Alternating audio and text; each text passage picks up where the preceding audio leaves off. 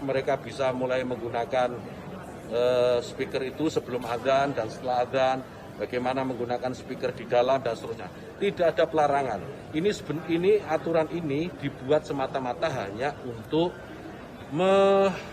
membuat masyarakat kita semakin harmonis, meningkatkan manfaat dan mengurangi mafsadat.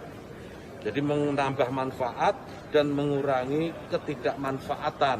Karena kita tahu, misalnya ya, kita tahu di daerah yang mayoritas muslim, hampir setiap 100 meter, 200 meter itu ada musola masjid.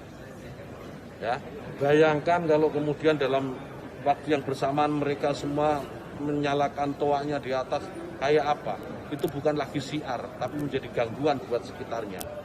Kita bayangkan lagi, kita ini muslim, saya hidup di lingkungan non muslim. Ya.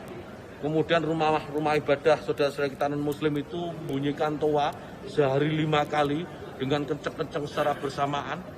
Itu rasanya bagaimana? Yang paling sederhana lagi, tetangga kita ini kalau kita hidup dalam satu komplek itu misalnya, kiri kanan depan belakang pelihara anjing semua. Misalnya menggonggong dalam waktu yang bersamaan, kita ini terganggu enggak?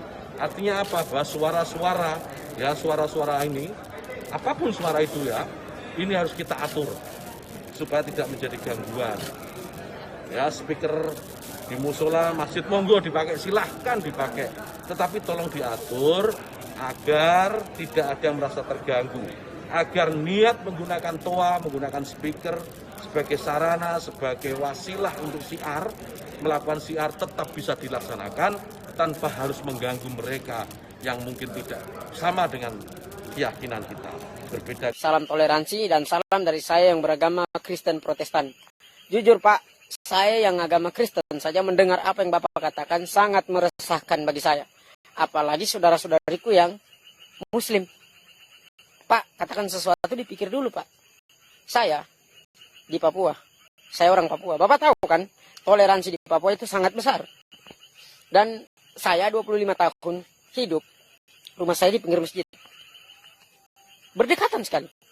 Mereka sholat 5 waktu. Dan kadang kalau mereka sholat subuh, saya bangun. Sebagai alarm yang tak pernah berhenti. Alarm paten seumur hidup.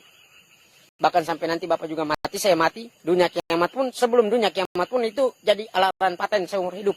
Sholat subuh. Jadi kalau Bapak mau katakan sesuatu, pikir dulu Pak. Jangan buat aturan yang aneh-aneh Pak. Kita sudah tertekan dengan banyak aturan yang ada. Salam dari Papua Barat untuk kalian semua di sana. Semoga ya Indonesia semakin membaik.